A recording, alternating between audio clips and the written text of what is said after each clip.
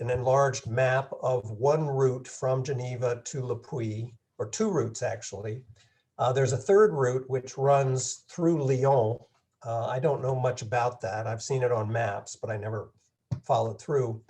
I followed the dotted line and I went off route to Annecy because my French teacher here in Portland, Valérie Guillet, comes from Annecy, and it's a beautiful place and I wanted to experience it. So I went off route to get there. You'll see that in a minute.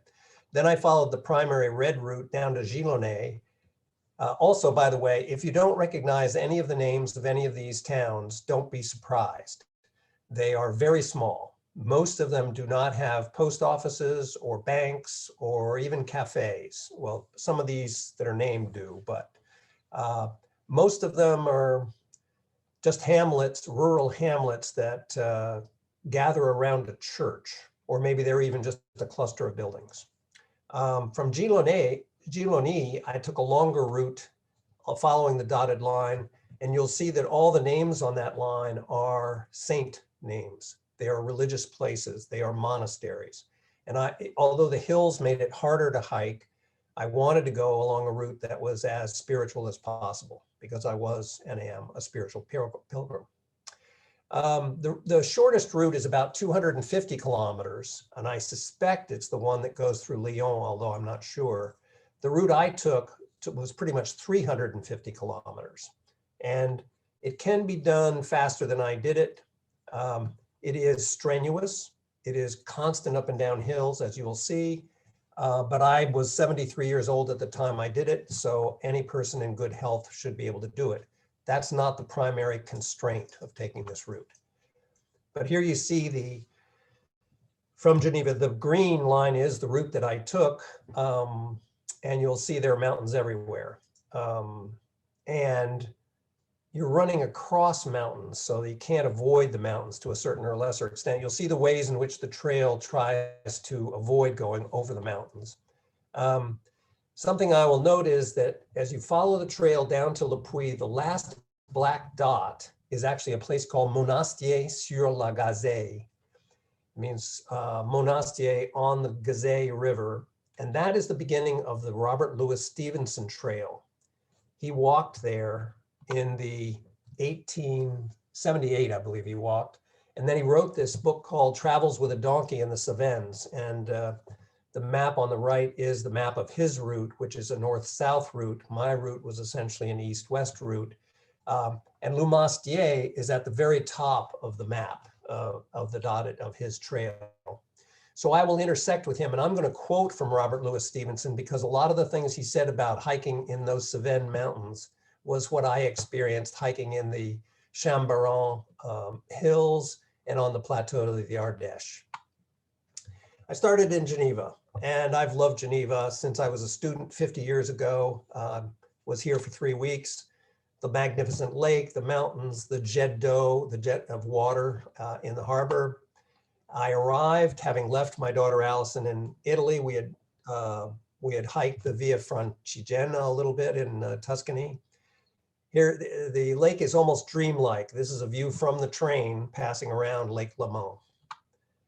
The jet d'eau is a physical reality of Geneva in its harbor. Here it is, the base of it, and the mountains in the background. And people love to cavort in the falling water out on the jetty. I couldn't resist taking that. There's swans there too, so it's fun to walk out on the jetty and see if you can avoid getting wet.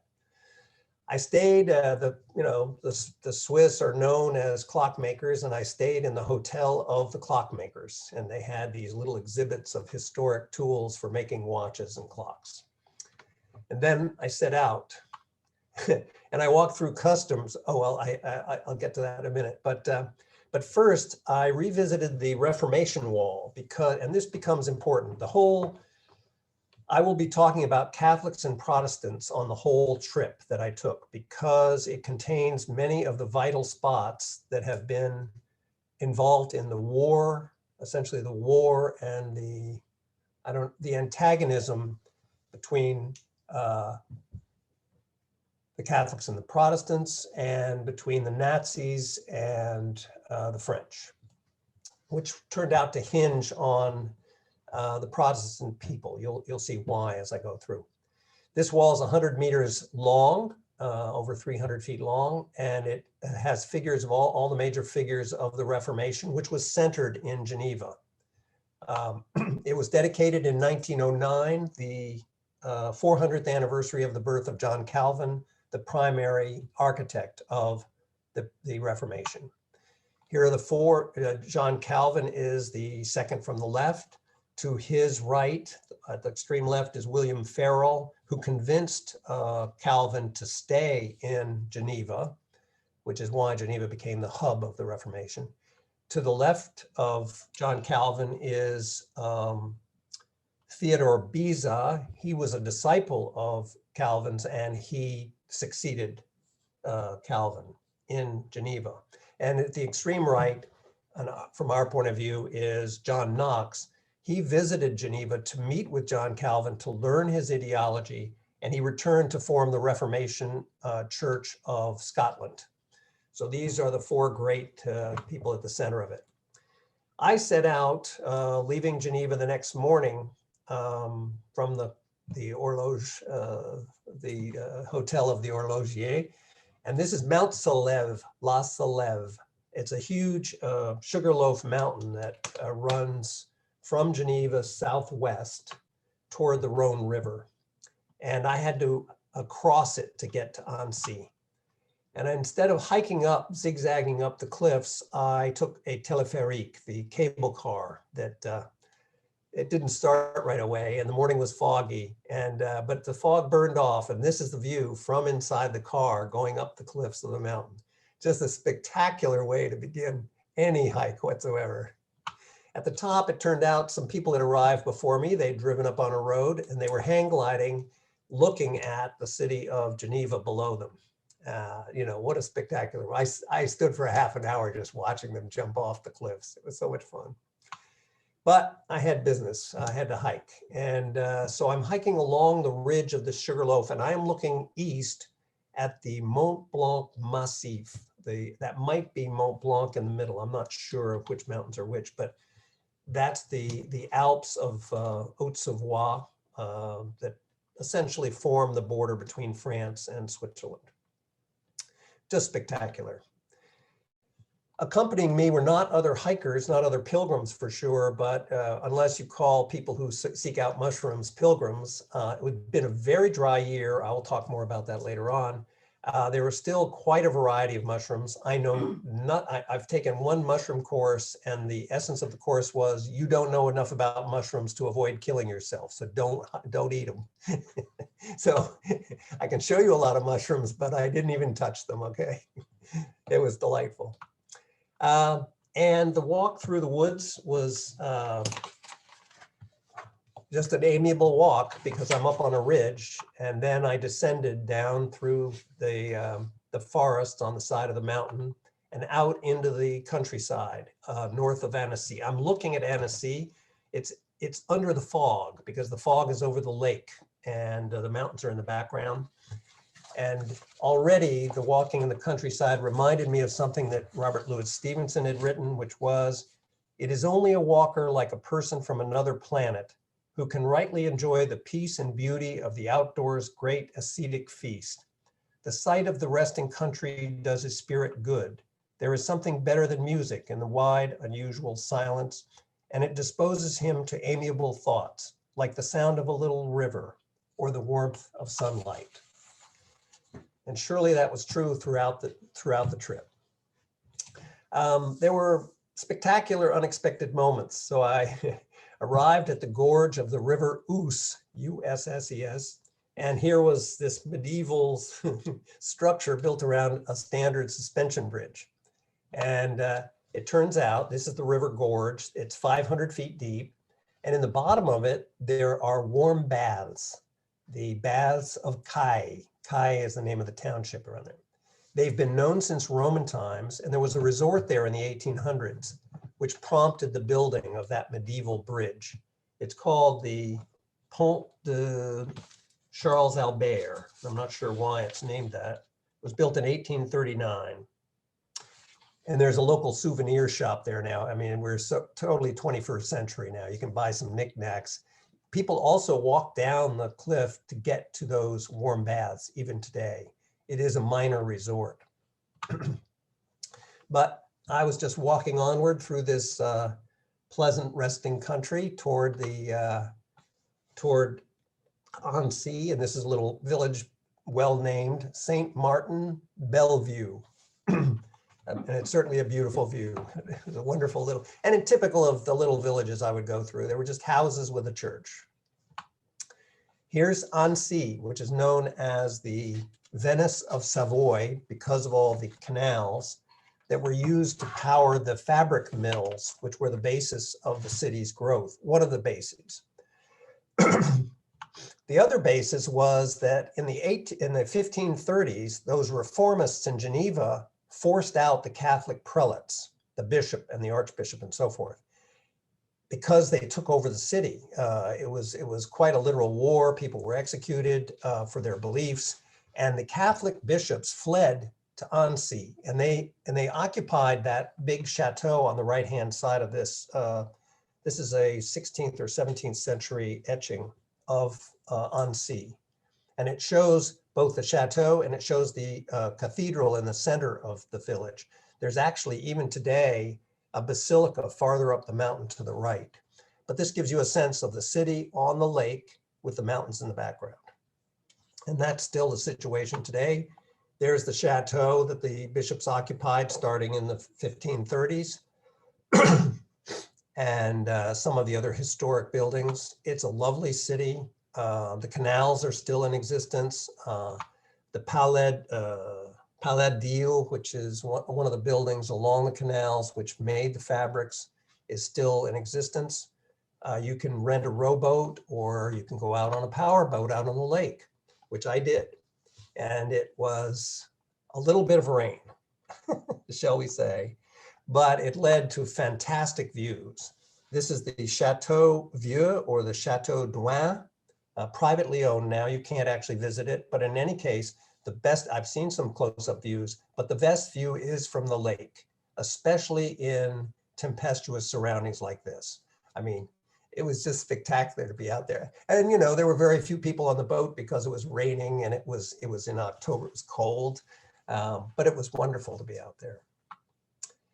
Downtown was lovely too. This is the Hôtel de Ville, the town hall with the Liberté, Égalité, Fraternité. And then I was off into the resting country again to the west of Annecy. Now I've turned and I'm heading toward the Camino. I'm trying to pick up the Camino now. And there are all kinds of just fun little sights as I'm walking along. Don't ask me why the ladder was hung that way. I have no idea. Just lovely flowers by the walkway, roof tiles stacked under Virginia creeper. You may hear some technical names. I'm a landscape architect. That's what I do. Wood for the winter. They do get snow because they are at altitude. And some villages I just passed nearby, I didn't actually go into. But again, typical of the size and kind of, there'll be more on that later. Here's a critical juncture. You are looking, I'm going to have to climb the mountain on the left-hand side of this picture. It's called the Mountain of the Great Foug, F-O-U-G. No idea what it means. Grand Foug. On the right, the mound on the right is the Mountain of the Princes, male princes. The gap in the middle is where the Fier River cut a gorge through the mountains.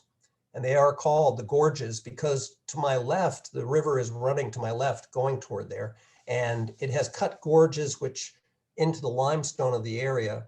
And there are mushroom farms down in those caverns and so forth. It's a fascinating area to explore. I really didn't have time to do it given what I was trying to do. The mountain behind the gap is on the far side of the Rhone River. The Rhone River runs right behind the Mountain of the Princes and the Mountain of the Grand Foug. And I'm going to head down to the base of the left-hand mountain for the overnight. So this tells you when you should go hiking here. It is, I don't know, October 3rd or 4th or 5th, somewhere in there. The campground is closed. There are no other commercial places open. But I asked the owner, I said, well, I've got this little tent. Can't I just pitch a tent out there? Oh, she said, sure, go right ahead. And she also had a restaurant. I said, I suspect the restaurant's closed. And she said, oh, yes, the restaurant's closed. But it had an enclosed deck. And I said, and I saw an electrical outlet. So I said, can I sit in the enclosed deck and recharge my phone? And she said, oh, yes, you can. Go right ahead. Enjoy. I'm cleaning up the kitchen, so you just go right ahead. So they were just so sweet. I'll bring up, okay, so the next morning, oh no, I got another story to tell. So just beyond me, and that's the mountain of the Great Foug in the background, there's a cherry orchard, and it has this huge screens that can be stretched out across the top of them. And I asked the owner, why is that? Why are they doing that? She said last year that all the cherries were ripe and they were lost because it was a hailstorm. It stripped all the fruit off the tree. So they put these filters up, but this year it's been so dry, there are no cherries. So the filters didn't do them any good. So I'm going to tell you these climate change stories as I go along, because this is not a one-off year. This is a big problem in this area. Anyway, the next morning, it turns out the problem with the tent in cold weather is that we exhale a quart of water overnight. That's standard. And it condenses on the inside of the tent. And so in the morning, you either pack the tent wet, which is extra weight and can cause mold and so forth, or you dry it out. Drying it out on a cold morning, it took me over an hour to, here it is drying out. Meanwhile, I was amused by what Robert Louis Stevenson was taking. Of course, he has a donkey to help him out. Turns out he had developed one of the first sleeping bags, but it was so heavy that only a donkey could carry it, not a human. He also took a revolver. And then he says, for more immediate needs, I took a leg of cold mutton, a bottle of Beaujolais, an egg beater, and a considerable quantity of black bread and white for myself and the donkey. I just love that description. I'm like, God, I just can't quite see myself with the bottle of Beaujolais and the leg of mutton, you know what I mean? But this is my kit, you can see. And actually it was pretty heavy. I mean, for me, it weighs 25 pounds plus or minus. That would be definitely 10 kilos, 11 kilos. And I forget what the thing is. You're supposed to not more than 1/10 of your weight. Well, I've now gone ultralight and I can pack everything, including a tent and water and food for 16 pounds now. But I was carrying quite a bit more then. Anyway, when it warmed up enough and the tent was dry enough, I headed out for a little town called Saint-André. And you can sort of see the gap in the mountains there where the cloud is sort of being chopped off. I'm headed right for that gap and I'm going to go up the left side of that.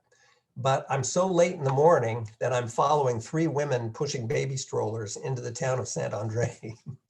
And I never did pass them. I mean, I could have passed them, but I thought it was much more fun just to trail along behind. I think there must have been a cafe in I didn't know because I actually turned off before I got to the village. Here's where I turned off. And that little arrow up there is the first time I've seen something that looks like it's talking about the Camino. I think I've caught up with the Camino here. And you can see there are cliffs in those gaps. And the trail up to the left is so steep, it's called the Trail of the 3 Mule Drivers. In the old days, mules used to take stuff. They had to get to the Rhone River, but they couldn't go at the base of those cliffs. There's no room, it's a gorge. So they had to go up and over the mountain, and so did I. And here's the trail, and you see the sharp line going up to the left, that's the trail. I'm going up that steep, and the cliffs on the opposite side of the gap are what you're looking at. Part of the trail is under a cliff and over a cliff. I'm walking along and they had a redundant sign that said, look out for falling rocks. I'm like, yeah, I really needed to be reminded of that, you know. And then I got to this point and now I'm looking down at the Rhone River, and that's the town of Seyssel. It's a wonderful medieval town, which I did not get to visit because I'm going off to the left, not down there. And, you know, one of those new 1-point suspension bridges across the Rhone. And you can see the mountains on the far side. I'm going to walk down between these 2 mountain ridges. Once I get off this mountain, I'm going to follow the Rhone River for a few days. And here's my room. This was in one of the only hotels I ran into on the entire 25 days. It's called the Auberge de Motz, M-O-T-Z. That's the little village. This is the church of the village. It's actually called a gîte and hotel. And I think, you know, I'm fluent in French, but there was a lot that escaped me as to what was actually happening. I think they charged me a cheap rate because I was a pilgrim. I was the only person in the hotel.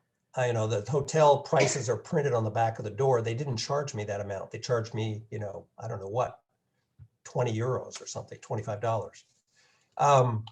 I sat, I think there may have been one other guest in the hotel. I was the only person at dinner. They cooked a full meal for me. They had a full staff there. I was the only person there.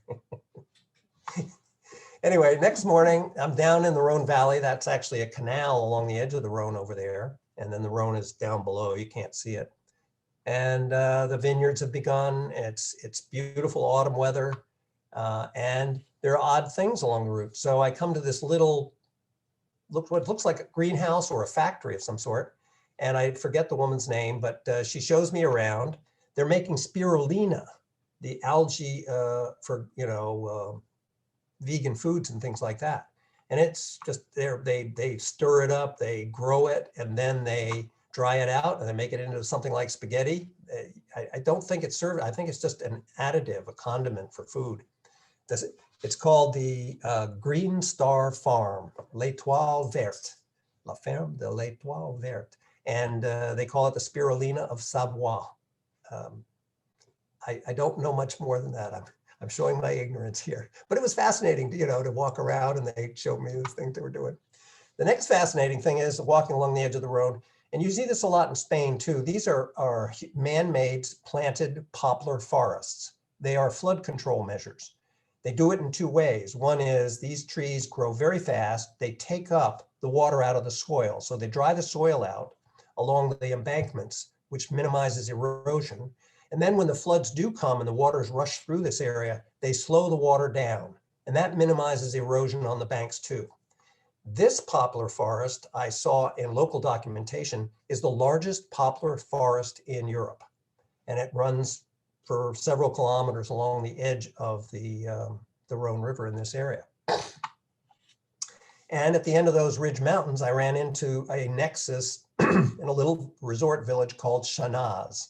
And it's a resort because the Rhone River comes by here, the Rhone Canal comes by here, the Camino comes by here on a path, which bicyclists also use just for local bicycling. And there's a secondary canal. Here's the secondary canal, which goes, it's called the Savoy Canal, and it goes over to the Bourget Lake, which is the deepest lake in France and either the first or second largest lake in France, depending on its water level. Apparently, if it goes down, if the water level drops, then it's the second largest. And if it's after the spring melt, it's the largest. It's a lovely little place with great restaurants, great views, you know, Chinese pedestrian bridges, barges, boats to be rented, cabins to be rented. Oh, and this is where I slept that night for $30. I had my own kitchenette, my own place. There were wedding events being held elsewhere. There was no one else staying in either the campground or the cabins. Again, indicating October 1st is a drop dead date. So if you're going beyond October 1st, bring your own tent, and you'll see more of that in a minute. It was fun, although I'm much more comfortable in a monk's cell, frankly. I've got my sleeping bag. I don't want extra space. There's no point in it. You know, it's kind of a waste on me. And here's how you travel from this point on. I would go for, let's see if I've got my notes here. Yes, that was my last commercial lodging for 2 weeks. From now on, I have to use this guidebook, and we've put the email address in the chat, the Amis de Saint-Jacques, the Rhone Alps group puts this out, this guide out. This is the only guide for this trail. It's only in French and German, okay? And these are the only maps it contains. It just has these funny wiggly lines with the names of villages. And the names of the villages have number, like Airbus is number 36. And let me see if I did this right. Yeah. So you go to number 36 and you go to a whole different part of the book. Oh, here's number 53, whatever. And it tells you what accommodations are available. And the one in blue with the blue pen around it is one I actually attended. You'll see where I went. But it's called Accueil Jacquard. That means the welcome of the St. James Pilgrims. Jacquard refers, Saint Jacques is James in French. And on the right are the phone numbers that you can reach the person at. And the deal is very simple. This is how they constructed this route, by the way. They found individuals who would provide with 24, you got to give them 24 hours notice. You have to call a day in advance saying, I'm going to arrive tomorrow night. You have to have a credential and you have to have a sleeping bag.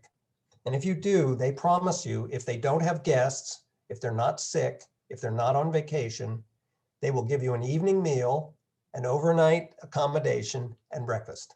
And often they'll give you a snack to take on the with you for nothing.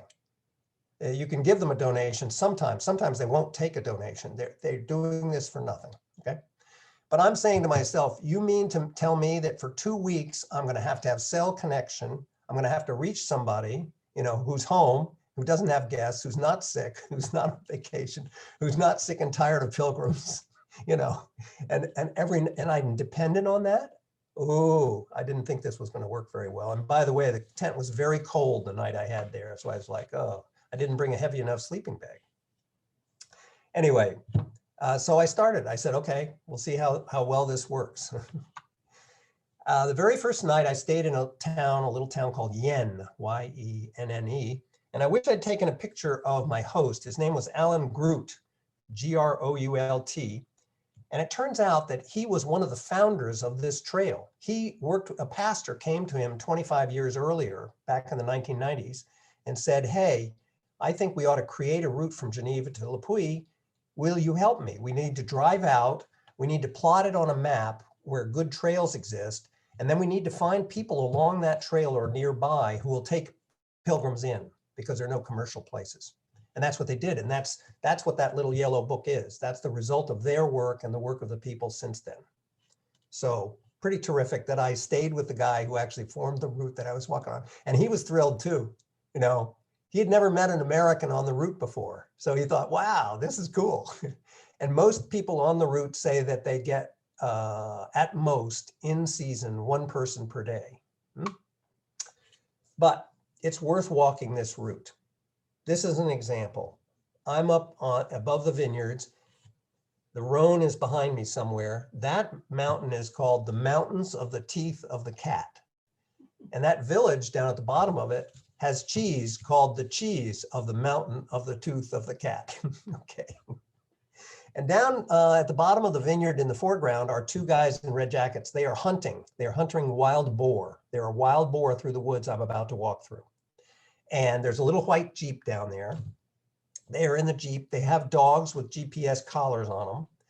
And in fact, another hunter came racing by in his Jeep by me on my trail up above. And they said, hey, have you seen my dog? And I said, I don't know, but I've heard barking in the woods over there. And he tore off. I don't know if the GPS didn't work or what the story was. But in any case, that's part of what was happening. So then I was kind of nervous because I got hunters around me on one side and I've got wild boars on the other. So I'm thinking, boy, am I glad I'm here. You know. I also, this is the first indication, I often missed the signs for the trail. The red and white are the Grand Randonnée routes of France. And so red and white doesn't tell you which trail you're on. There are many of them. And the little Camino marking is obvious. But if you're not looking at that post at that moment, if I'm looking at the hunters, I missed the turnoff, right? And believe me, I'll show you some more. I missed it often, okay? Meanwhile, continuing up, oh, there's a little chapel up above. It's the Chapel of St. Martin's, it's called. It's a lovely little chapel. And whenever I can get into the building, it's not locked, I do. And I go in and meditate for a while. And here's the view from the back of it, just to show you again how spectacular this countryside is.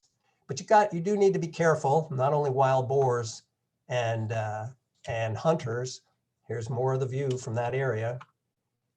Suddenly, I'm at the top of a cliff. If you look at the bottom of this picture, those ferns are right at my feet, and the village is directly below. And there are signs that say, look out, this is a cliff. Oh yeah, really? I never would have guessed. And that is actually one branch of the Rhone River. It actually splits in this area. So that's why it's so small there. The big part goes around the other part of the mountain. As I said, I'm walking along the Rhone, essentially. I'm in the Rhone Valley. And then I have a theory. Here's a village. This village is called Saint-Maurice de Rotorennes. My theory is the smaller the village, the longer the name of the village. Okay. And I called the woman here, a woman named Katja Gendro. And I said to her, I don't have any address in the book. How will I know your house? She says, when you start coming downhill, I'm the second house on the left. So here I am coming downhill and I'm looking actually over to the left. I took a picture to the right, but I looked to the left. And a woman leaned out of the second window and she said, are you Peter? And I said, yes, je suis Jean-Pierre. She said, okay, come on in. Turned out she and her husband were going out to a concert, but their son, but I was welcomed immediately by their dog and by their son, Clement. You'll see that his t-shirt, his sweatshirt is in English. He's a culinary institute student in France, and he grilled me about restaurants in Portland because he said he wanted to come to the United States and work for a restaurant over here. So he cooked me a meal to show me how, because his parents were away. He cooked the meal. It was delightful. And then he carved up a little potato to make the mark. The green mark on my credential is from his potato that he just carved. So anyway, it was a delightful evening. You can tell he's full of spunk too. He was really quite the host. It never fazed him that his parents went off and left. He was 16 years old. It didn't bother him. He was running the show. It was great. The next morning, I headed down and I crossed a tributary of the Rhone. This is called the Loire River. And these are fish pools, these concrete basins. I didn't see any fish, but apparently they operate very well. And I actually went into the town, Saint-Genix de Guillet. They name every town with the name of the river that it's near because that's the important thing. There are a lot of, Saint-Genix. There are lots of Saint-Genix in France. You have to know which river is it on, right? I went into the town because, well, they had coffee and patisserie, right? So I needed a break. And there weren't many opportunities for that. Mostly I had to eat on my own. And then I met the only pilgrims or hikers on the entire trip. And they were all from Switzerland. And this woman's name was Mule. And she wasn't just on one horse, she was on two horses. One was her pack animal, one was her riding animal. And she was not going on my route, she was going down the Rhone River to the Mediterranean. And actually, here we go again with Robert Louis Stevenson, who preferred donkeys to horses. And he wrote, now a horse is a fine lady among animals, but she adds 30-fold to the troubles of the voyager. And I must say, Mule had to stop, feed them, has to make sure that no predators get at them, has to tie them up for the night or stable them, et cetera, et cetera. It's a lot of backing and forthing, to deal with them. Then there were 6 women hikers from Switzerland, and I don't want to imply that Swiss only know how to do things if they can do them precisely, but they marched like this the whole time. They got the whole countryside, and they marked, ankle to boot, ankle to boot. It was like they were a military group or something. Oh my God, it was such a laugh. And then here's Christian. He has an umbrella, and he's a very smart guy for having it, by the way. We'll get to that. But he was young, and he was a lot faster than I was. I'll bet that he made it to Le Puy. He was going on the main route, too. He was not taking the route in the hills that I was going to take. But I think he made it in 2 weeks. I'm sure he was gone by the time I got there. And there he is. He's taking off, and that's the Paladru Lake. It's unusual. France isn't known for its lakes, and these are among the biggest lakes in France, actually. This is the Paladru. So each lake is a resort because it's so special. And here's an indication of why I might have gotten confused. I know I'm on it's supposed to be The route is supposed to be an extension of the GR65. Now, there's no GR65 on any of these posts. And I am coming to the Stevenson Trail, and but I could be going on the Loire Trail, but am I going left to Coubon or right to Chadron? Well, they're not on that little map, so I have no idea. Anyway, and I got lost regularly. And here's an example. Up in the gap of the trees, you probably can't make them out, but there are two people up there, a couple that was hiking behind me, and they didn't know where to go. And they're looking at maps. They're trying to, and they decide to go left along the corn rows up there. I'm on a paved road and I think, yeah, they might be right, but I think they're going in the wrong direction. So I head to the right along the road, and I continued for half an hour before I said, nope, I think they were right, both about the route and the direction. So I had to turn around. So that added an hour to my day right there. But I said the road probably gets to the village, so I'm not going to bother to go up to the trail. I'll just keep following the road. And that happened on more days than I care to admit. Yeah. Now I'm up in an area back in the hills again, and this is called the Les Terres Froides, the cold lands, because it's much colder than in the valleys, and the winds come howling through here.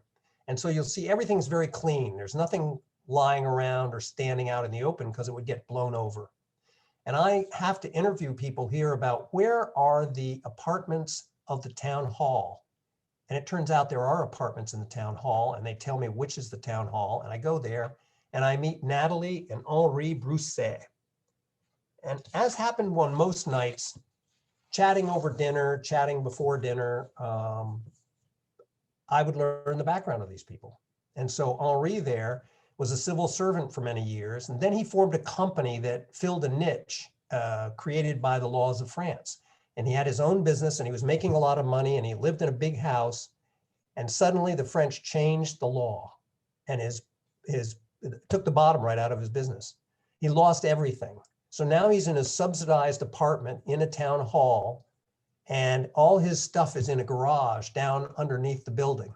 He can't put his car in because he's got all this stuff from the house. It's his self-storage unit, right? So he told me this really sad story, but he was so generous. Look at the cozy room he gave me to stay in overnight. And then in the small world department, he was very interested in the Camino. He's got lots of Camino books and Camino magazines there. And one of them is called Rando, which means it's short for randonnée, which means long distance hiking. Grand randonnée means long distance hiking. And I'm looking through the book and in this magazine, and I see this article, Words of Pilgrims. But I noticed that it's by a photographer named Céline Anata Gauthier. Well, it turns out she hiked the Camino Frances in Spain, taking pictures of pilgrims. And then she asked the pilgrims to mail her their thoughts about walking the Camino. I was one of the people she interviewed for that book. These are excerpts from that book. Here she is taking my picture in El Burgo Renero outside of León in Spain a year and a half earlier. I was managing that refuge as an hospitalero, and she came chugging along. So anyway, I took a picture of her when she was taking a picture of me, of course. I mean, what else would you do? And but she didn't think my words were inspiring enough, so she did not include me in the book. But I couldn't believe that I walk into an apartment. I could hardly find it. I don't know the people, and I have a connection to what's in the magazine in the apartment. It's just amazing. Anyway, off I went next day, and this is a monsieur picking his own little grapes along the edge of the road, and he offered me as many as I wanted. And he told me that he used to hike the Camino too, but he has Parkinson's now and he can't do it anymore. But he loves to help the pilgrims. And I mean, this kind of, sympathy and support that I got all along this journey was just, I don't know, it was astonishing, frankly. And again, I'm out in the countryside. I'm at least in the hills, and I'm always surrounded by mountains in this thing.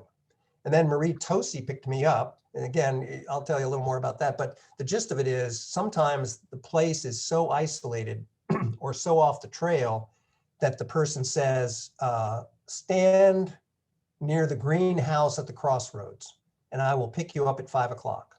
So I get there by 4:30 and I sit around for half an hour, and sure enough, a little car shows up and they say, "Est-ce que vous êtes Jean-Pierre?" And I say, "Yes, I am." And they put me in the car and drive me to wherever they live. And then they give me, this is an attic apartment, so I'm looking out over the tile roofs.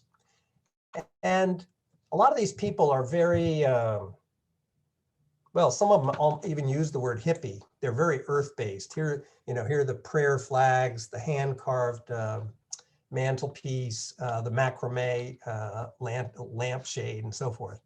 Very, cozy, homey, personal places, and the people are well reflected in their surroundings. And that night, Marie Tosi served me this. And they vacillated wildly. Some people only served me vegetables, like Marie Tosi, and some people were very heavy on the meat, which is very hard for me, because I had to politely say I really didn't want to eat a lot of meat, right? Anyway, I left that area. Now I'm up in a new hill area called the Shambaram, which is both the name of the forest and it's the name of the region.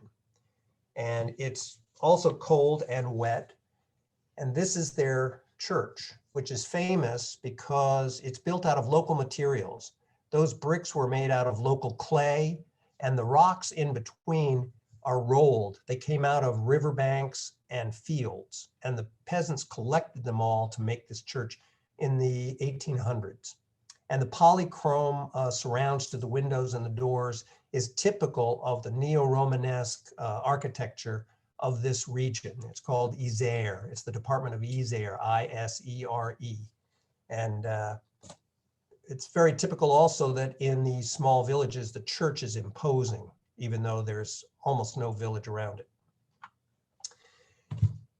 So I made another phone call, and Anthony Bray was the fellow on the other end of the line. And he said, "Wait under the Statue of Liberty." I said, "What do you mean?" He said, "Go into Roybon, the town where that big cathedral was, and wait on, and you'll find a plaza that has a Statue of Liberty." And it turns out that the architect of the Statue of Liberty, Auguste Bartholdi, made small replicas both before making the full-size one in New York Harbor and afterwards. And some of them he shipped to friends of his. And he had a friend in this town, and this is the gift. It's a 4.8 meters tall, means it's about 1/20th the size of the one in New York. And it's about the size of the index finger of the statue in New York Harbor, okay? But anyway, so I found the Statue of Liberty. There turns out there are 35 of these things around France, 6 of them in Paris alone. But I had never seen one before. So it was an amusing shock to me. And he came putting along in his car, picked me up and drove me out. It turns out he was in a commune. And this is the commune. They hadn't quite finished the building yet. Or maybe they never were going to finish the building, which I think is more likely. And the window that's closest to the sculpture on the upper floor is a storage room, and that's where I stayed for the night. It was fine, mat on the floor with my sleeping bag, and they were delightful. I asked if I could take their picture, and they said sure, and they posed, proving that they could balance a wine glass on their head, and they could put a weighted sock over their head as well. And that's Anthony on the left there. He drove me back to the trail the next morning. And don't ask me the family relationships here. I don't know. It wasn't important, obviously. And the next morning, I'm back on the trail. The trail can be everything. It can be an enclosed tunnel, or it can be a wide open space.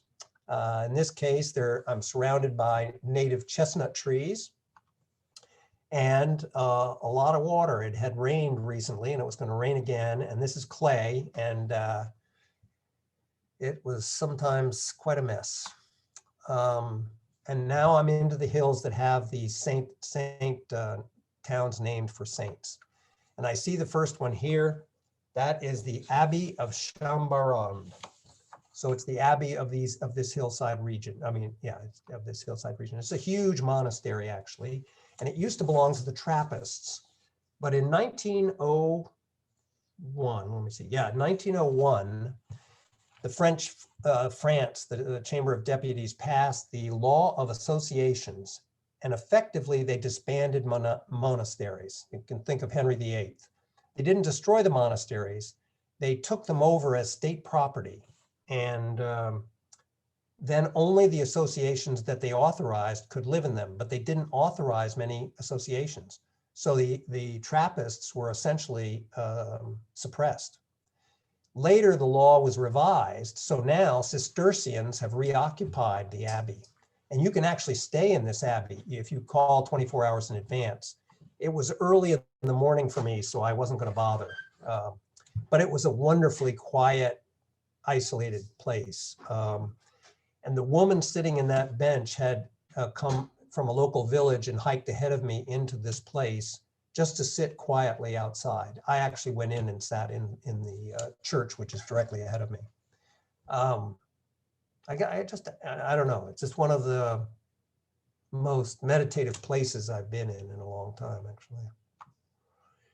And then I'm out in the hills again, all along the ridges, but unfortunately the ridges end and you have to go down in the valley and then you have to come back up in the hills again. On the top of one of the hills nearby was the chapel of Saint Jean le Fromental. Now this is another story. This church was appropriated by the state of France in 1905 because the leftists were in control in the early years of the 20th century. And in that year, they passed the law of the separation of church and state. And essentially what happened was they nationalized all the cathedrals and churches. They're all owned by either the municipalities or the state. This one's owned by the municipality of Dionne. And as I sat eating my lunch, looking out over the countryside, a maintenance worker from the town came up and cleaned out the toilets. So they really are, even though there are no priests there anymore, the state still runs them and often turns them into museums with limited hours. So I snacked, as I snack, on, trail gorp, granola, hard-boiled eggs, apples. Those are my trail gear. And then within a couple of hills, I'm coming down into a valley. This is the great Abbey of Monastery of Saint-Antoine d'Abbey. That's the name of it, Saint-Antoine d'Abbey. It's the name of the village and of the monastery. And it is an imposing structure. And I turned out to be there at the most incredible time of the year. Something that almost never happened on that weekend. First, I had to get to the house. And there was I think there was vaguely an address. It belonged to two 80-year-old people, Luc and Marie-Claude Marniquet. They gave me a key to get in. This building was built about 1300, so it's 800 years old, and it looks it. On the right is the staircase leading up to my room. You can see the walls are 3 feet thick. On the left is the mantelpiece and the fireplace in my room with my hat sitting on top of a walking stick. And then I walked over and looked out the windows in the back, and I saw, there's lace in one window with the sun, and the other one's the interior courtyard with all kinds of local rock and brick making up the walls, the incredible walls. It was an incredible place to stay. And here they are. That's Luc and Marie-Claude. They are radical activists, nonviolent activists.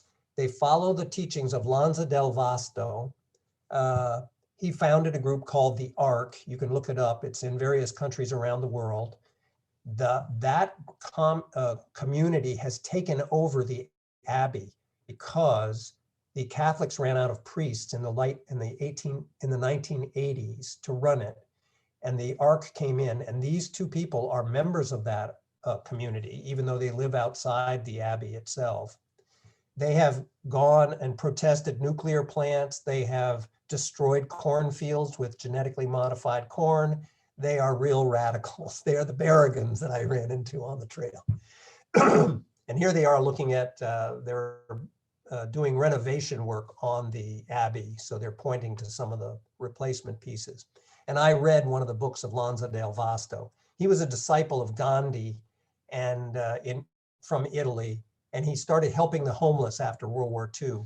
And it's expanded into a pacifist, nonviolent tradition of people doing good. The extraordinary event I was there for was there was a service on Sunday morning. I happened to be there Saturday night and Sunday morning. Sunday morning, there was a service for the priests and their families who had left this place in the 1980s. So here I am 30 years later, and they are holding the only service they've probably held in years in the church associated. Meanwhile, I was there also on Saturday night, and these are members. That's Luke on the left, and Marie-Claude is the woman with the red sweater on. There were more people there. They have Saturday night services, so to speak, and they build a bonfire and they sing hymns and they recite readings for the week.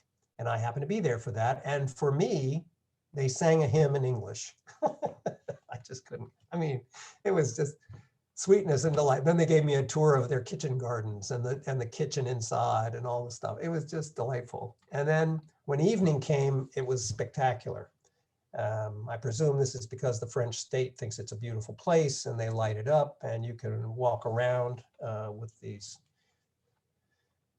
I tell you, to be alone, walking for days, and to come upon a place like this and to be treated as well as I was treated, it's hard to explain how wonderful it was. The next morning, I'm climbing up out of the valley. I'm on the other side of the valley now, looking back at the monastery. I'm traveling behind the photography here. My house was one of the buildings just below the monastery. I couldn't pick it out, but you get the idea. And I'm up in the hillside country again. And I thought it was going to be beautiful and quiet, but unfortunately on this trail, on this day, they had scheduled a motocross rally. So I was nearly run over every few steps by racing motorcyclists. They were sweet too, but oh dear. And then I came down into a little town called Saint-Michel-sur-Savas and came across this empty circular building with tombstones. I'm presuming it was a prison, but I'm not sure. There were no historic markers. What I am sure of is that this is a walnut grove and it was harvest time and the walnuts were falling down, but I didn't have a nutcracker. But somebody had told me, you can crack walnuts without a nutcracker. And this is how you do it. You put two of them in your hands and you squeeze them together and the weaker one breaks and then you get to eat it. And then you put another one in and you just keep going. So I had pockets full of walnuts. I'm walking along eating my walnuts. But I had to watch where I was walking because I'm getting into the sandstone of the Isère River Valley and or clay. Both of them get rutted and there are four-wheel vehicles and other things coming through. And so the local foresters would throw sticks in trying to, to keep going. But in the sandstone areas where it was just a trail, it just kept getting deeper and deeper. So I'm walking, waist deep in erosion over here on the left, which was kind of fun actually. And it's very soft sandstone. You can actually write in it. And some people have. I didn't write that. No, I just took a picture of it. People put their names in. And caves have been hollowed out in this sandstone down in this valley. It's essentially above a flat plain. Kids play in those caves now, but during World War II, the resistance fighters hid in these caves. And the locals would wait until nighttime and supply them with food and things to fight the Nazis. So they've had a very illustrious past, you might say. And here's an homage to the towns of Yen and Trez and others that supplied food to the Maquisards, to the resistance fighters in the World War II. And there were a lot of markers like that along the route. And again, you get the idea of the persecution is a main theme of this walkway. Persecution of Catholics, persecution of the French by the Nazis, etc. Then I open out into La Plaine de Bièvre. This is one of the flattest plains I have ever seen. It actually means the plain of the beaver because it used to be forested and there used to be marshes with beavers running around in them.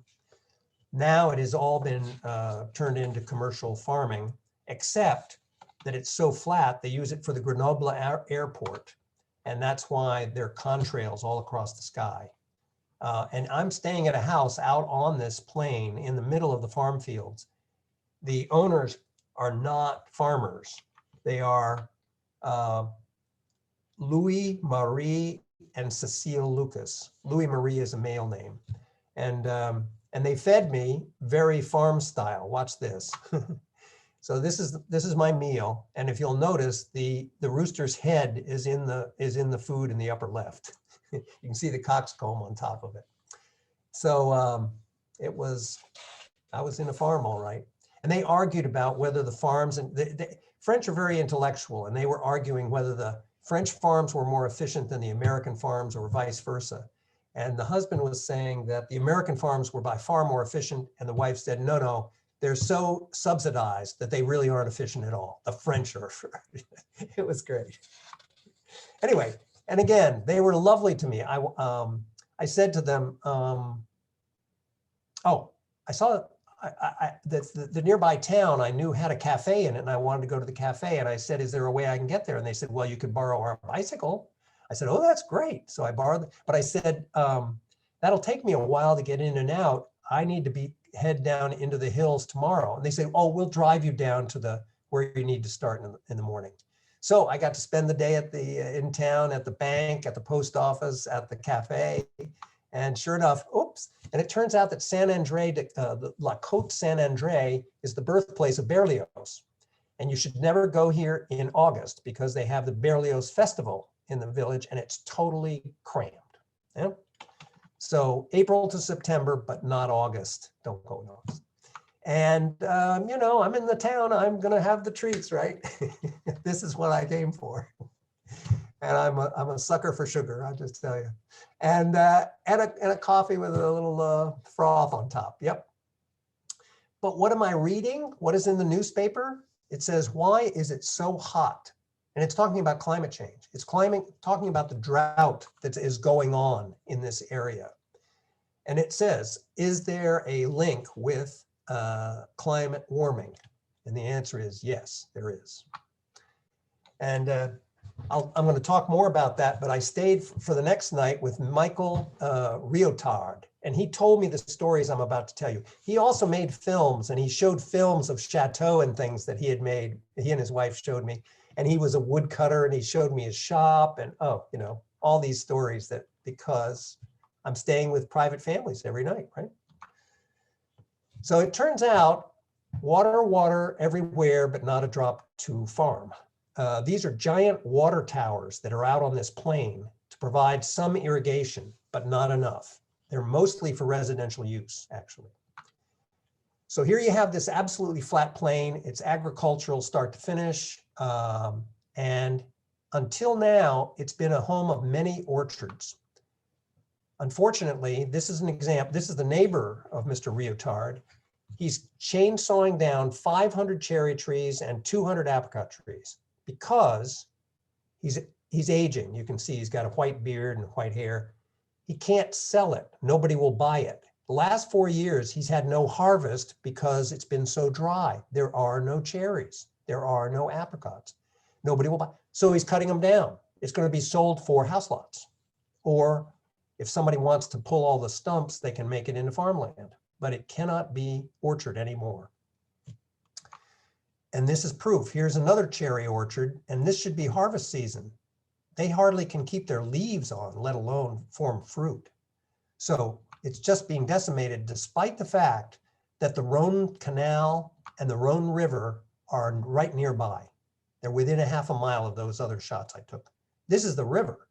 I mean, it's behind a dam, but I mean, it's all the water in the world. It isn't available to the farmers. And there's a long, complicated story about how the man at the bottom of this picture put me up in his house.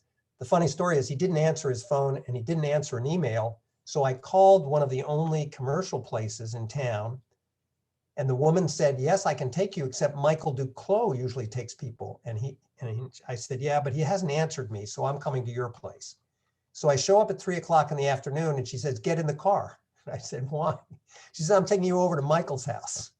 And I said, oh, you got a hold of him? And she said, yeah, I did. He's going to take you for the night. So she turned down a commercial lodging so that I could be with him. He turned out to be the local town historian. He walked me through the entire town. This tower now has the municipal library in it, but it was originally a tower of Diane de Poitiers. And I don't know if you know who she is, but she was the mistress of Francis I, Francois Premier. And the chateau at Chenonceau up in the Tour Valley was her chateau because Francis loved her so much. Anyway, she had some connection to this town. There are a lot of Diane de Poitiers signs and things. I think she came here or was raised here or something like that. But in any case, he gave me a tour of that. And then he showed me that down in the Rhone Canal, there were these animals, and you could see them running around. They are the largest rodents in the world. They are capybaras, and they're normally found in Central and South America. But somebody thought they would, be a great pet or something and brought them over to the Rhone Valley, and they like it there, and they are multiplying, and they can be 140 pounds. They are the biggest rodent in the world. Anyway, and they destroy a lot of vegetation and things along the shores, but they're there to stay. So that was my tour of La Roche de Glune. That's where I crossed the Rhone River, and I crossed on this huge dam. And again, I'm going to go up in those hills, and I'm going to go up on the hill on the left, and it's going to be, again, one of the steepest trails I've ever encountered on the Camino. The only steeper trails I've run into were west of Le Puy. There are some gorges over there that are steeper. But here I am. I came up from the left, went up to the right, and this is what I saw when I got to the top of the cliffs. This is the Rhone River coming from the upper, Lyon is up to the extreme left somewhere, comes down, there's the dam I crossed, and it's headed for the Mediterranean down to the right. You can also see the silver line that represents the Rhone Canal. And a Viking, one of those long Viking river tour boats came down the Rhone while I was standing on the dam and went onto the canal to avoid the dam. So it was just stunning. I mean, it was worth the hike just to get this picture. And then I'm off. I'm 3,000 feet above sea level. I am in the plateau of the Ardèche, more or less. And this area is noted for Protestants. And Protestants have always been persecuted in France. Not always, but repeatedly. And when the king revoked the Edict of Nantes, which allowed freedom of conscience in 1690 or something, the Huguenots, the Calvinist Protestants in this area revolted against the king and fought battles. They're called Camisards, but they're really Huguenot. Well, that's the French name for them.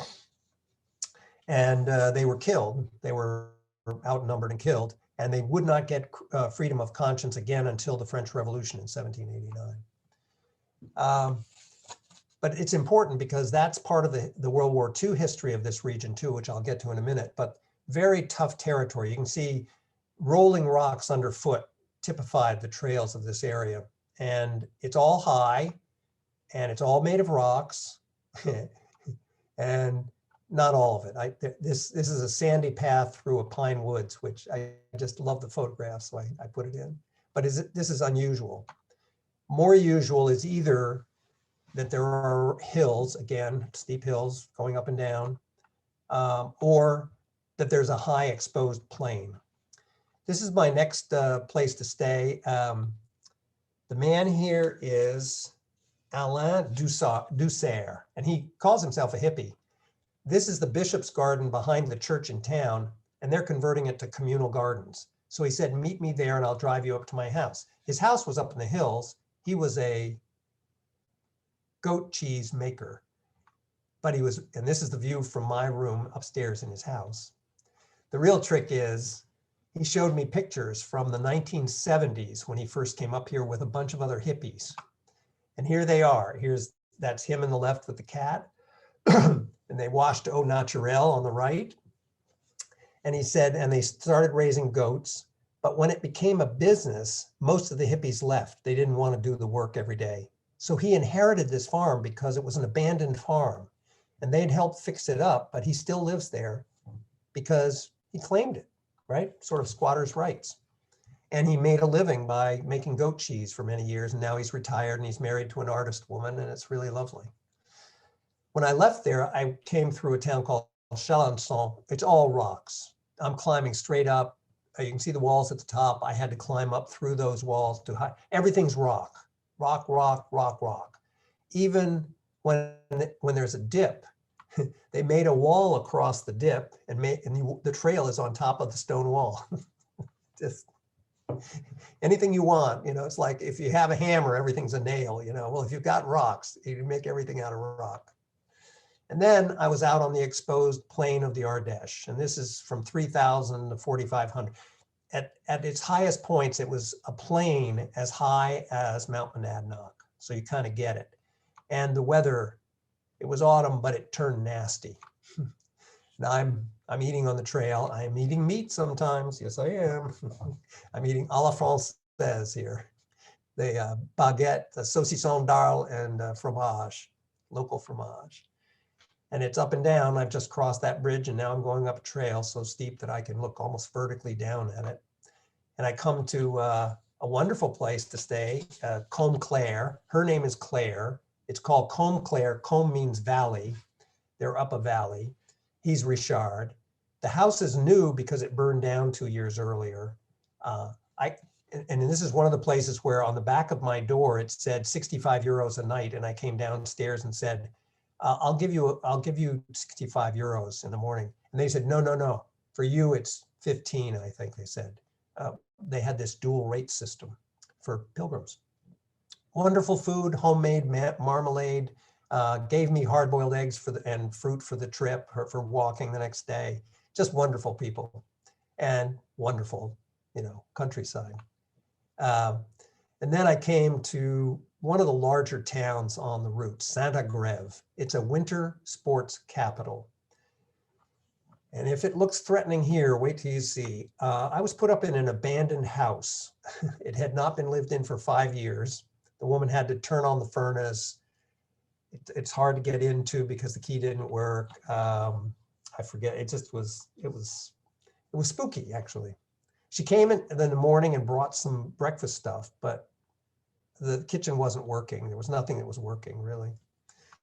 And it started to rain, and it was a cold, mean rain. I was in a cafe most of the day. It did give me a beautiful rainbow, thank you very much. But then it got cold. And if you can see cold written into these clouds, you get the picture. It was just, and the next morning it was clear, but it was frosty. It was, I was beginning to say, boy, I shouldn't have been traveling in October. I should have left earlier. And it took a tough person to be out on the exposed plains. And this area is called the Auvergne. And they say of the Auvergnats, which is the people of the Auvergne. This is a book by the famous photographer, Robert Doisneau. I took these pictures. It's a wonderful book, by the way. I did buy it. They say that every Auvergnat person is made of 3 parts: a body, a soul, and an umbrella. So I should have had Christiane's umbrella, but I didn't. And as a result, I'm out in the open and it's raining. And a woman driver stopped by and said, do you want to ride? I said, no, the trail should be going down in a valley pretty soon. I'll be fine. Don't worry about it. It did not go down in the valley. It started raining again, and I was always exposed, and I was miserable. And this is a selfie I took just to show how miserable I was. But it was my own fault. I could have had a warm ride into town, but I didn't take it. Part of the reason was I wasn't going into town. I was going to a, what they call a farm of yesteryear, but I'll show you that. The key to understanding this area is that these people are Protestants. They had been persecuted. They knew what persecution was. And when the Vichy regime started at the beginning of World War II, they knew that the French were going to be persecuted, especially the Jews. And so they started through their Quaker friends at detention camps. They began to extract Jewish children from all over France, and they brought them to this area.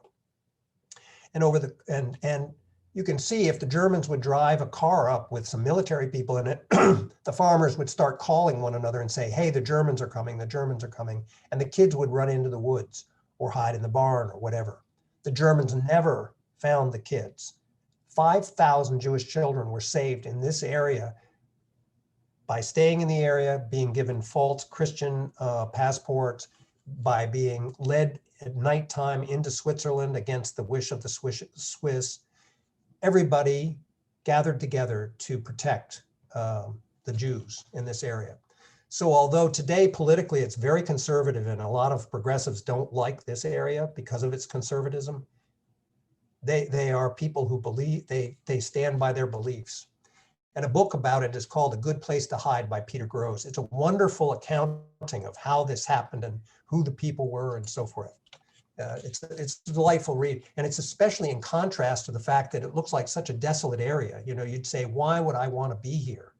But knowing what they contributed, it's a wonderful thing to be in this area. Not that it's nice in weather. This is the Central Hotel. I'm the only guest in the hotel, of course, the only person at dinner. They're fascinated. They have not met Americans before. Americans have no reason to be up here. And I was, for many, the first American they'd ever met. They have a little cross in the center of the plaza. They have to tie it down with iron, strands of iron so that it doesn't blow over. The winds are so fierce up here. I found a little quiet getaway in one of the churches that was just open for the day. This actually happened to be a Catholic church. And a man came while I was sitting here, and he said his job was to open and lock it up each day because there was no priest. But he said, do you want to stay longer? I'll just leave it open. I said, no, I'm done here. It's all right. It was so sweet, I tell you. Anyway, and then I was out again. It may look like the worst trails are the ones on the left with the loose rocks, but actually the trail on the right is the worst because it has loose rocks under leaves, and I don't know where the rocks are. It's just terrible. So, and again, you can see why if you had children hidden at a farm out here, you could see anybody coming who was a threat to them. You could see how this worked. You can also see how there was no escaping the weather up here. And now I am at about 4,000 feet above sea level. And this is what a farm of yesteryear, Les Fermes d'Antan, looks like. The left-hand side here is actually a barn and stables. The downstairs are the stables, the upstairs is the hay mawl. The right-hand end is the house. And now a woman from Spain, and they're from Santander, and a man from Colombia have bought this. And they offer it both as a, well, I don't know, table d'hôte, a B&B most of the time, but it's also for pilgrims like me. And I called and she said, well, yes, I can give you a room, but I only have leftovers for meals. I said, I don't care. And this is where I stayed. It was fabulous. Here's the entry. I'm walking through the stables to get into the house part of the building. And upstairs, this is the old hay mawl. And they didn't finish it off because they would bump up into another tax bracket, the French tax according to square footage that are improved. And they stopped. And there's a huge plexiglass sheet in front of me, and they will never fix that up because they don't want to pay the taxes on it. I had a wonderful room. And then this is the dining hall, you know, set for what, 14 or so. And I was the only person there, of course. And this is what they call leftovers. I want leftovers more often. You know, chicken breast, probably a potage de cauliflower, chocolate cake for dessert, or brownie cake, and French bread and water. I mean, hello. I felt like I was living like a king. The next day it was all fog, and it was like Japanese prints, one after another. Here's one. I mean, I just, you know, like I like to say, a monkey could have made postcards out of anything they shot that day. It's just, and it was silent. There were a couple of small bird squeaks, but almost nothing. Just marvelous. And then out of the fog came this family with a donkey. Oh my goodness, who could have thought it? And it turned out that this was a school vacation week. And they were taking their one of the children they took out of school and the baby they put on the donkey, and they were going to go hiking for 4 days. This was a big outing for the whole family. I thought, oh my God, this is perfect. This is lovely. So we had a brief chat. They were headed east. I was headed west. So we just, you know, passed in the fog. And then I arrived in Monastier, and this is the place where Robert Louis Stevenson started. I should have read the quote he had about being up on the exposed plain. He said, "It was perishing cold, a gray, windy, wintry morning. Misty clouds flew fast and low. The wind piped over the naked platform, and the only speck of color was away behind Mount Mézenc and the eastern hills, where the sky still wore the orange of the dawn. It was 7 in the morning and 4,000 feet above the sea, and I had to bury my hands in my pockets and trot." That's what I was doing for a lot of the time. Here, all the museums and chateaus were closed. Too late in the season, I ate my lunch here, and then I went into a pâtisserie and had my favorite dessert, a Napoleon, which must be no more than 1,000 calories, I'm sure. As a student 50 years earlier, I always used to buy one of these at lunch. I don't know how I stayed less than obese. But anyway, the town is basically dedicated to Robert Louis Stevenson and his starting here. There's a sculpture on the left, and most of the places you can stay are named for the association of Robert Louis Stevenson lodgings, is basically what it's saying. And I did stay in one that was so marked, actually. And here's a woman from Denmark who's walking the Stevenson Trail. The Stevenson Trail, which is a north-south trail, was that year the second most popular trail. The only one more popular in all of France was not the Caminos. It was the walk around Brittany, the edge of Brittany. Apparently there's a walk atop the bluffs along the sea. And, you know, for the local customs up there and the oysters and so forth. But anyway, she and I took pictures of one another, and then I headed to my overnight stay. The weather began to break. I'm closing in now on Le Puy, but the night is again cold, and the next morning breaks sunny, and I'm headed into Le Puy. And the donkeys and horses are all approving of my passage. I again got lost going up and down a hill. I didn't even need to go up or down, and the fog was in the valleys. It was again a spectacular day. My knee started to give out. My knee was buckling. I actually had to use my walking sticks as a crutch to get into Le Puy. But first, I crossed this, and this is called the Chateau de Bouzole, up there on the top. And this is what Stevenson wrote about this scene. He said, "Below the chateau runs the stream. You may hear it wimpling over the stones, an amiable stripling of a river, which it seems absurd to call the Loire." This is the headwaters of the Loire River. And it's the longest river in France, and it goes for 1,000 kilometers to reach the ocean near Saint Rochelle at Nantes. Along the edge of this, I saw a trail. And it turns out they've built a trail along the Loire River. It's called the Vélo Loire. You can bicycle down the entire Loire River. And I'm hoping to do that next year.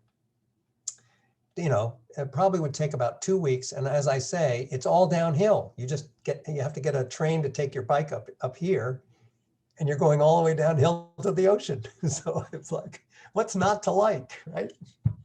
Anyway, there it is, the Loire River. And I know I'm getting close to Le Puy because it's a volcanic city, and these are they call them organ pipes of basalt, the geometric form of basalt. So I know I'm very getting close. And here it is. This is the city. And this is the center of the city, by the way. On the left is one of the volcanic pyres, and that's St. Michael's Chapel. My daughter and I have climbed up. There's steps cut into I don't know whether it's tufa or what the heck the volcanic rock is. They've got one called Pilafon, I think is another one. But in any case, so there's that. Then there's the new Virgin of France is the statue in the middle of the photograph. And on the right is the spire of the Cathedral of Le Puy and Valais. And I have been in all three. And in fact, I'll show you that in a second. The streets of Le Puy are narrow and steep, and everything's made out of volcanic rock. So it's often white and black on the pavement because there are white and black volcanic rocks. Let's see, what did I do? I hiked here. I had been here 2 years earlier and I can't quite remember why, but I stayed with these people. And he was kind of he didn't speak very much. He's Gilbert and she's Eveline. And they were just below the convent of Sainte Claire. And their son had sent them the panettone from Italy, and they don't like panettone, so they tried to get me to eat as much of it as I could. I ate one slice, that was it. And I stopped by to say hello to them and thank them again for having hosted me 2 years earlier. I did all the traditional things. I watched them playing pétanque, the old guys. I'm one of the old guys, but I don't play pétanque. I just sit and watch. I spent 3 days in Le Puy and I wrote thank you notes to all 12 people that had put me up on my trip and drew them little drawings of their area or other things. It was great, good fun. And I got to sit out in the sun in the Central Plaza with its fountains and its carnival wheels. And then I got to go up in the statue of the Virgin, which is about a third as tall as the Statue of Liberty. It's up on a pyre of its own, and you can see you really have to climb up to get there, and you can climb up inside it. This is the staircase and the bolted together sections of the statue. And there are the toes, and I'm looking down at the city, and you can see the city is quite directly, directly below me. And there it is.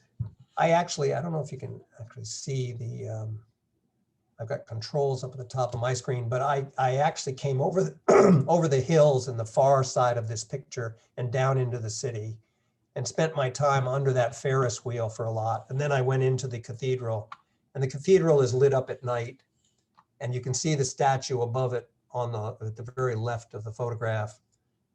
Again, it's a spectacular sight at any time, but in fact, it's so steep that the entry lobby of the cathedral is built underneath the nave. It had to be stacked up. They couldn't make it because it's just too steep to make it a flat building. And inside they have a black Madonna, and these are rare. There are one or two others. Rochambeau in central France has another black Madonna in it. And they don't know, I haven't heard what the significance of that is, but it's a notable fact, and everybody always notes that it's a black Madonna. Le Puy is also known for lace making, and so there are lots of lace on display. They're also known for the lentils of Le Puy. They raise lentils because lentils can be raised on very poor soils, and they have very poor soil. And right outside the cathedral is the beginning of the Via Podiensis. And here's a little marker, a little brass marker in the pavement saying, start here, and you can be on the next leg of your journey. And I had thought to finish it, but it looks to me now like I'm not going to complete the walk. I've gone beyond Santiago to the ocean and up the Costa da Morte in Spain. And I have now gone from Geneva to Le Puy and Le Puy to Rabanal. But I don't think I'm going to finish the gap between Rabanal and Pied-de-Port. But anyway, it was wonderful. And I hope you enjoyed the trip as much as I did. And I'll take any questions you have. Thank you very much. Thank you, Peter. Hold on, I have here, here we go, some questions that were posed earlier on.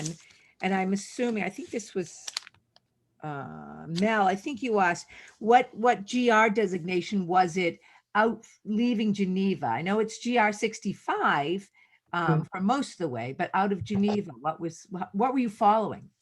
Markings or? No, I was following nothing. And in fact, on top of La Salève, that mountain, I had to ask for directions 5 times because there were no numbered trails up there. So to get down to Annecy, you were just sort of like. I was on my own. Yeah. I by the seat of my pants. So from Annecy, you would pick up the GR 65?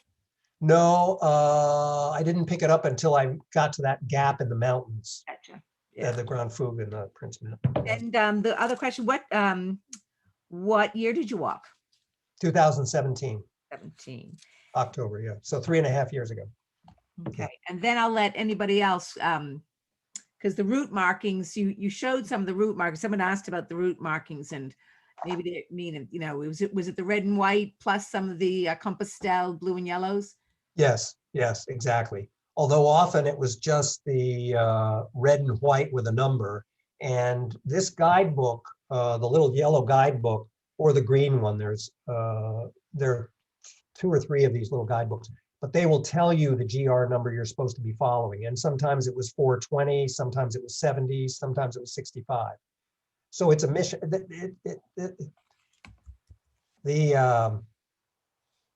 Following the trail is tricky, and you need to be able to speak and understand French. Those are 2 basic requirements to get along this thing.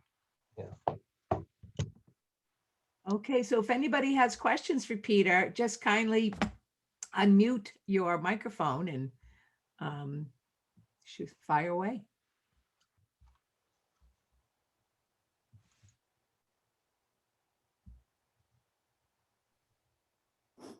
I don't have a question, but I want to tell you how much I enjoyed the conversation. I felt like I was walking right along beside you, and you really brought to life the people that you met and the history. And I thought it was just so enjoyable. Thank you so much.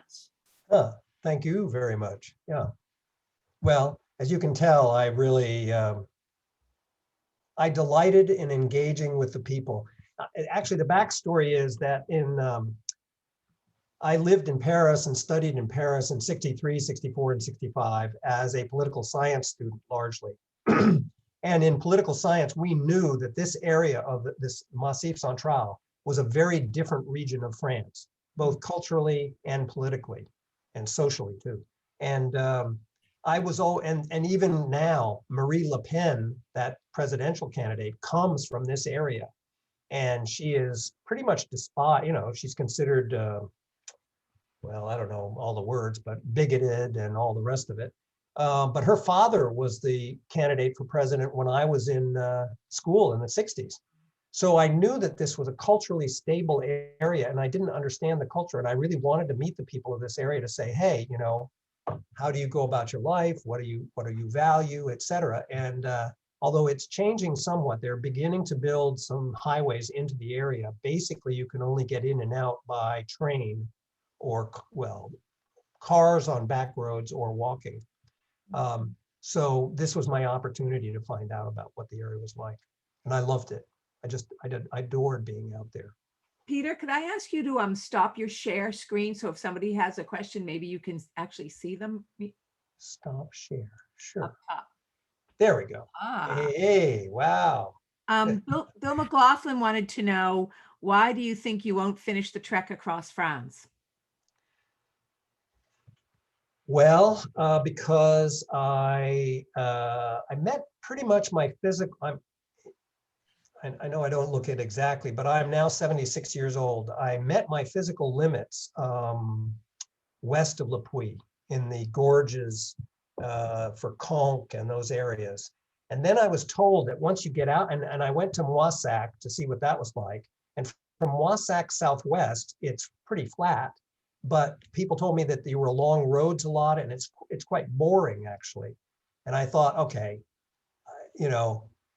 I actually would prefer to walk around the edge of Brittany at this point, and Allison, who's with us here, and I walked for a week across Tuscany on the Via Francigena or Francigena. I'm not sure where the accent is. Francigena?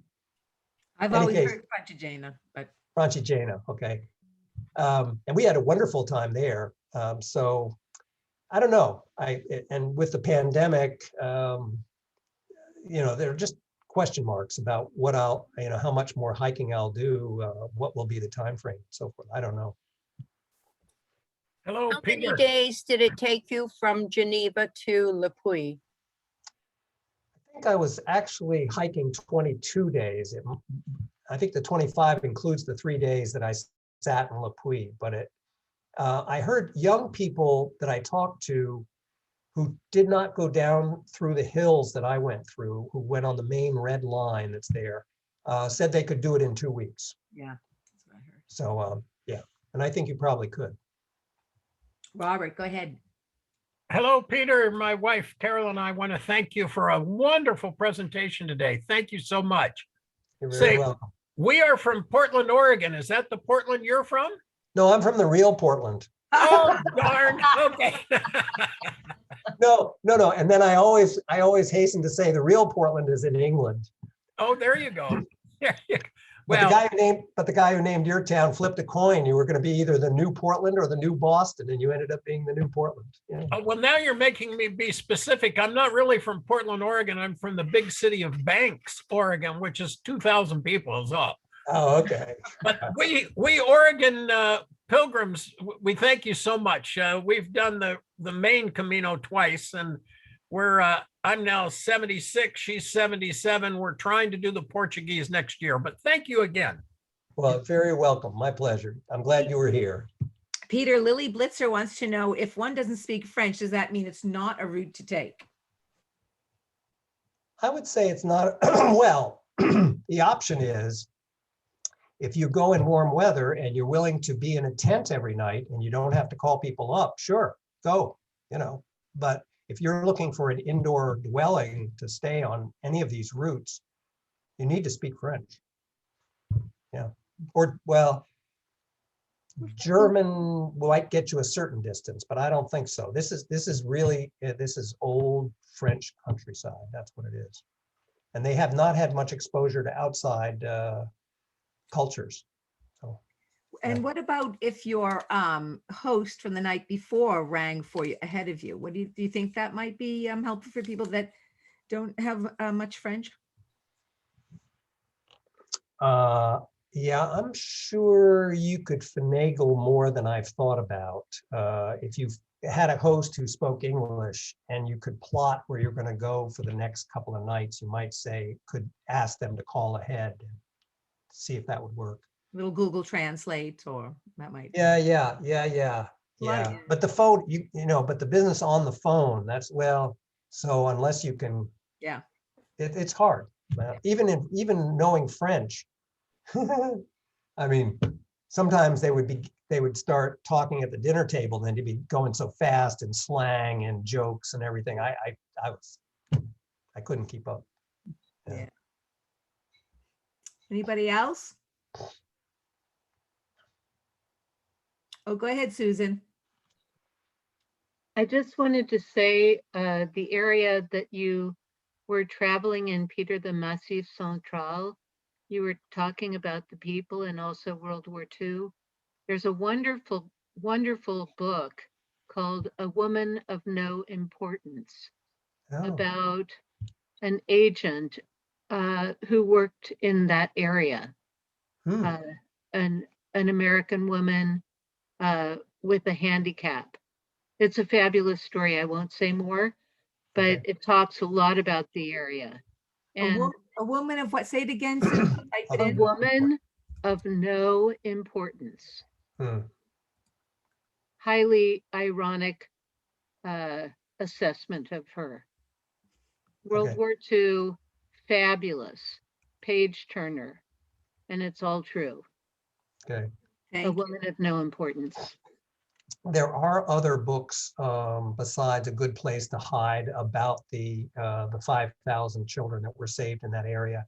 There is also a film that I think it was shown at least once on PBS. Yeah. And I can't remember the name of it precisely, but the film is a wonderful film because he goes back and he interviews some of the people who had who had helped out the Jewish children, and they had never told their stories before. This has essentially only come out over the last 20 years, I would say. Yeah. I was getting a PhD, and my subject was Christian resistance in Vichy, France, and the woman who was one of the leaders of this movement. Now, not in the Massif Central, the little southwest of there. I was in their offices in France, in Paris, and there wasn't a single article nor book written on her. And that it speaks to French coming to terms with their own actions or non-actions during the war. And that's why it's still not really, publicized, as well publicized as it should be. So. Well, and I was also affected by the fact that the first place I stayed in France was with a Madame d'Amerval in Tours, France. And I did not know her story, and that was 1963. And the next year I came back and another person there told me, she said, you know, Madame d'Amerval was English. And all my French had only become good enough so that I began to realize she didn't have a native accent.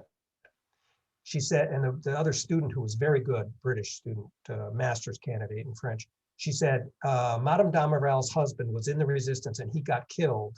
And the only way she can survive in this house is by taking in foreign students like you and me. And that's why she does it. And there were no bathrooms, for example. We had to take baths in a public bath over by the barracks. And I was in it was very, she lived in her own living room. That was the only room she kept for herself. Everything else she was renting out. And you know, so the World War II just lasted on and on and on in France. It took them so long to recover from this. And my wife lived in England during much of the same period that I was living in France. And she devours things about World War II because the stories that everybody told her that she stayed with and lived with were all about World War II and the impacts that it still had in the 60s when she was there. Yeah. Yep. Anyone else? Just unmute and.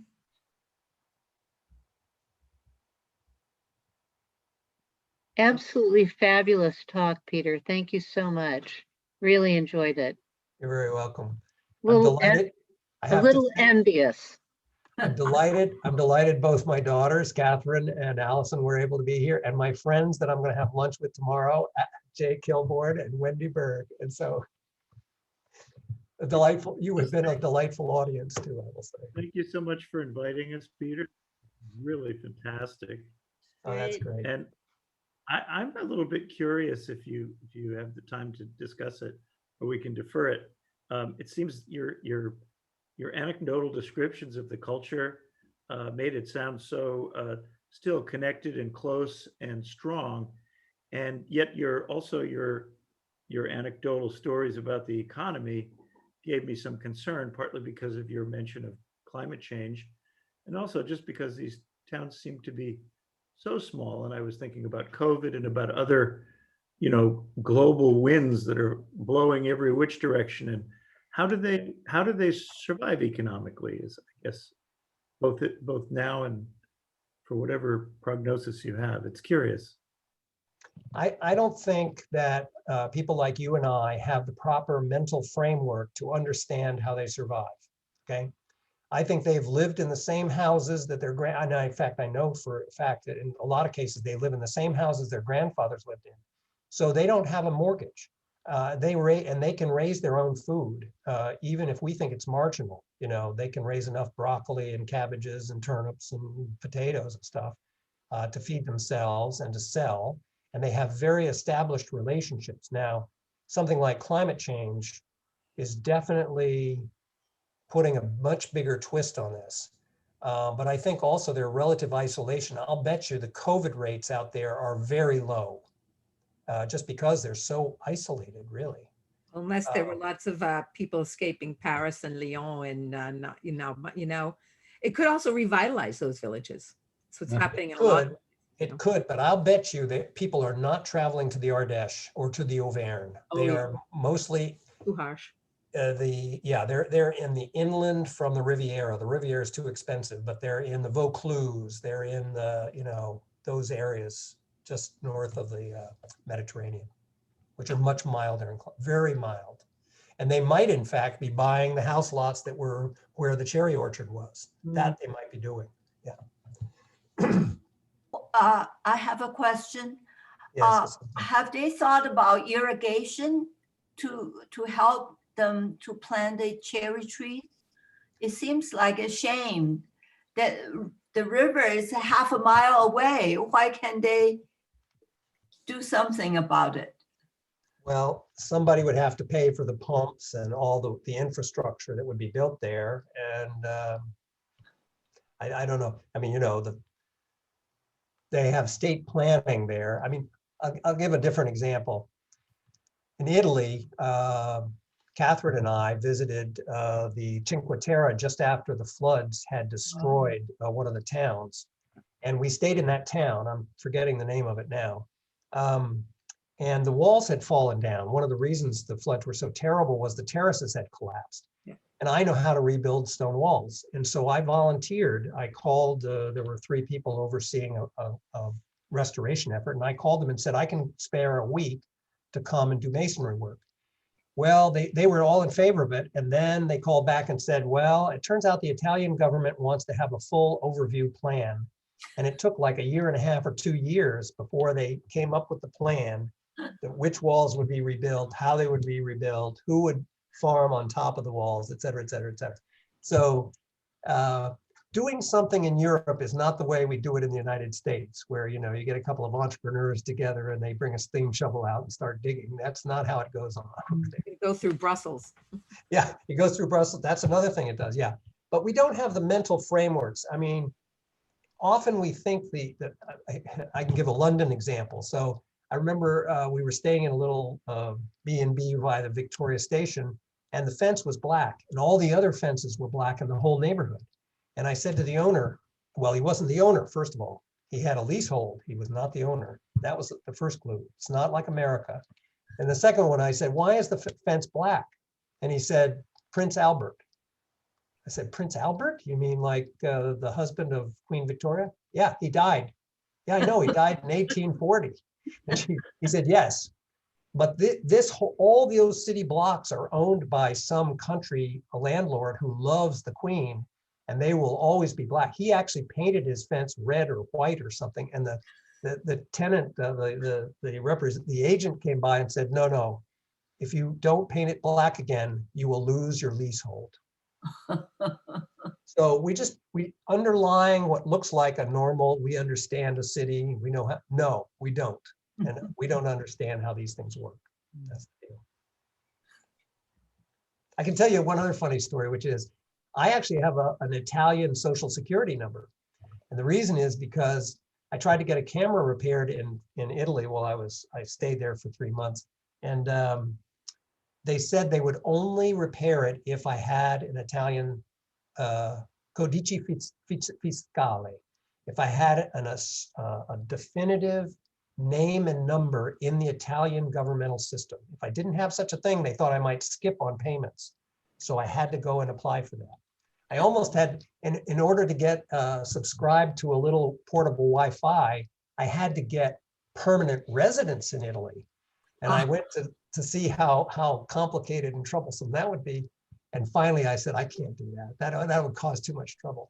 And the director of the school I was attending had to come down, and I said, I'll prepay the full year subscription. Not good enough. You've got to have a permanent residence. So they're hidden systems that we just don't know, but you bump into them, you say, oh my God, that's not like the United States. And it's not, very interesting. Yeah. Okay, anyone else? I'm just checking the time. It's getting a tad late, but if anyone has anything else to ask, if not, I'll just remind folks that next Monday's our last virtual for the summer months. And it's going to be Brendan McManus, who from Ireland. He'll be calling in at midnight his time, but he's the one that writes this fabulous book called Booklet Contemplating the Camino. So I hope to see some of you next week. The email went out today, so you can register on the link there. And other than that, I want to thank you, Peter. It was fabulous. I'll underscore everybody else's comments. Yeah, great. I have something for my bucket list now. Another something for my bucket list. Okay. Awesome. All right, folks. Bon chemin, buen camino, tout à l'heure, à la prochaine. Yeah, à la prochaine. Ciao. Thank you. Really Ciao. enjoyed your stories. Thank you.